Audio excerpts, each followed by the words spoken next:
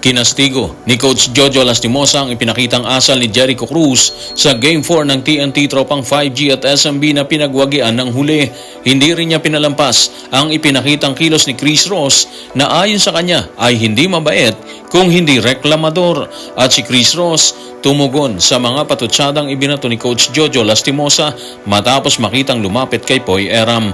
Tutukan po natin ang lahat ng yan, pero bago yan, pakisubscribe, like and share na lang muna para pareho tayong updated matapos ang nakadidismayang bakbakan sa pagitan ng TNT Tropang 5G at San Miguel Beermen sa kasalukuyang ginaganap na finals ng PBA Philippine Cup.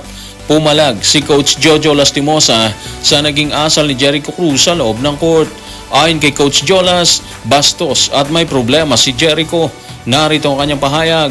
Tutukan natin si Coach Jolas sa report ni Christian Jacinto ng Spain. Parang bastusan eh. Hindi naman dapat ganun. Lahat naman tayo naglalaro ng basketball eh. Pero ang yabang niya, may problema yan. Alam ko meron siyang problema, dinadala niya lang sa court. Magkasama kami sa NLEX yan with Coach Yang Giao. Pero dinadaan niya lang sa yabang lahat eh. Wala munang kaibigan dito. Wala munang kaibigan. At nag-iinarte lang siya, parang batang pasaway. In fairness kay Jericho Cruz, parang yun na talaga yung behavior niya eh. Ganun na talaga siya, lalo na kung meron celebration na nagaganap, di ba? Celebration ng pagkapanalo or celebration ng magandang laro nila, hindi lang sa kanya, kundi sa buong team. Kagabi, kumumada siya ng 23 points off the bench. Kasama ang 3 rebounds, 1 assist at 1 steal. Isa siya sa mga dahilan bakit nasunog na naman ang TNT Tropang 5G na kasalukuyang naghahanap ng paraan para matupad ang hinahangad nilang Grand Slam. Kagabi rin, or maaaring malimit, may mga pagkakataon na nakikita si Jericho Cruz na parang bumabaril kapag nakaka-score siya, di ba? So tingin natin, isa yun sa mga masasabing celebration. Natutuwa or nasisiyahan siya sa mga oras na ganun, sa mga panahon na yon. Ang problema, kung ikaw yung nasa lugar ng TNT Tropang 5G, sensitibo ka talaga. Unang-una, magkakasunod silang natatalo sa grupo ng SMB eh. Tapos, hindi pa rin nila makuha yung kanilang rhythm para magtala ng isang panalo or ikalawang panalo versus SMB. Kaya ang siste, emotional talaga sila. Gusto nila, mahanap nila yung tamang timpla para hadlangan ang pananalasa ng SMB. Partikular si Jericho Cruz, si Junmar, and of course si CJ Perez at iba pa, di ba? Hindi naman natin sinabi na ganun na saktong nararamdaman ni Coach Jolas at ng buong TNT ng mga oras na yon. Pero, posibleng isa yun sa mga rason bakit naglabas ng ganitong pahayag si Coach Jolas. Sobrang physical din kasi ng laro ni Jericho Cruz eh. Patunay isang tagpo nila ni Cobuntin sa kaagahan ng 4th quarter, kung saan tumalsik si Cobuntin habang tila nagpakita naman ng pagkadominante si Jericho Cruz. Nung Game 3 nakita naman natin may enkwentro din sila ni Calvin Optana.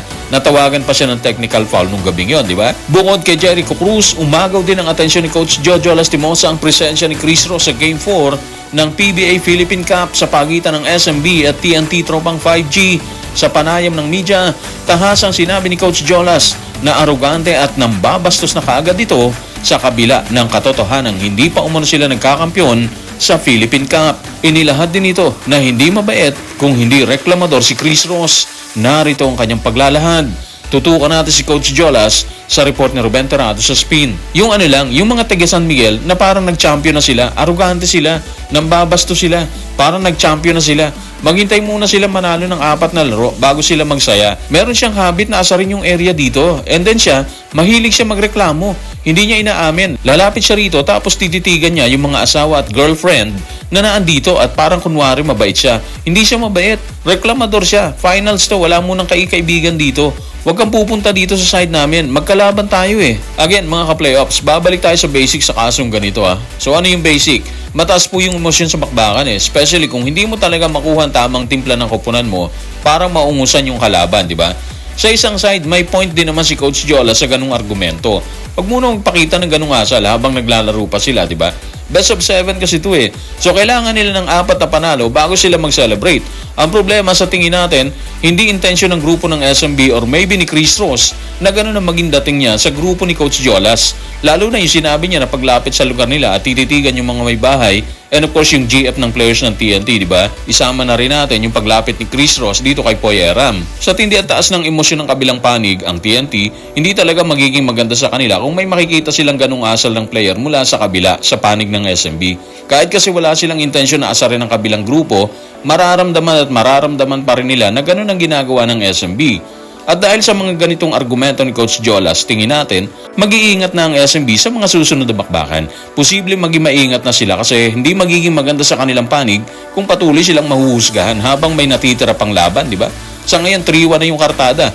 Sa analisa natin, gigipitin na ng SMB ang TNT sa Game 5 para tuluyan na nilang makuha yung kampyonato at tuluyang biguin ang TNT sa minimithi nilang Grand Slam ngayong season. Kung nagpahayag si Coach Jolas ng kanyang salooban sa harap ng media, tila ipinagtanggol naman ni Chris Ross ang sarili sa mga biradang natanggap. Ayon sa kanya, nagpakita lang umano siya ng respeto kay Poy Eram matapos ang bakbakan.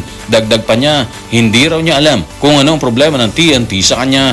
Narito ang kanyang paglalahad.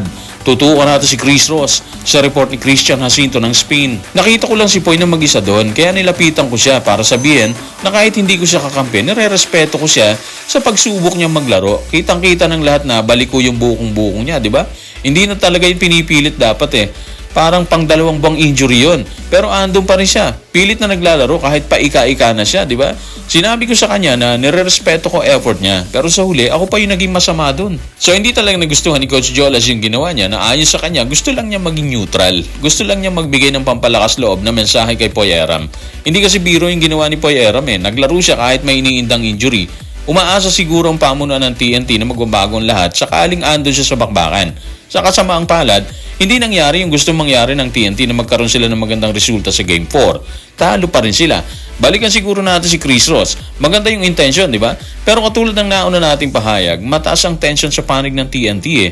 Lito sila, hindi nila alam kung paano sila babangon sa 3-1 na kartada. So para sa akin naman, konting problema lang to. Tingin natin, hindi magtatagal, maayos din nila yan. Sila lang naman na naandyan sa court eh. So parang magkakapatid lang yan.